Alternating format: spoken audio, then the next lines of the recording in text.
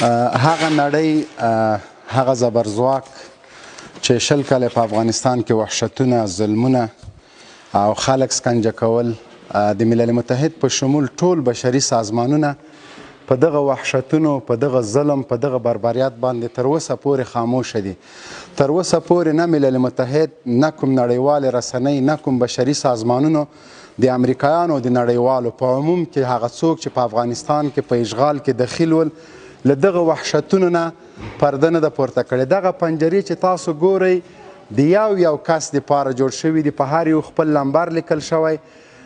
دوی ته ډوډۍ، جامه، هر څه له دغه پاس جایونو نه ورکول کېدل چې موږ به یې تاسو ته وښیو. دا یې دومره ذریعې جوړ کړي دي د یو انسان دپاره چې هغه وسایلو نه لري. داسې زندان ته ضرورت څه شی ده چې تی په دې زندان کې اچوي. خو تر اوسه پورې ټول بشري سازمانونه په دغه ظلمونو، په دغه وحشتونو باندې خاموشه دي. د کابل د فتح تقریبا 15 میاشتې کېږي، یوه رسنۍ، یو نړیوال سازمان، نه د ملل متحد کوم غړی، نه کوم نماینده راغلی. دغه صرف دغه د بندي دپاره سهولت و چې په همدغه ځای کې به هم لمبل، هم به همدلته اوسېده. دغه یخ سمټ، دغه یخ دیوالونه، نور هیڅ شی نه لري.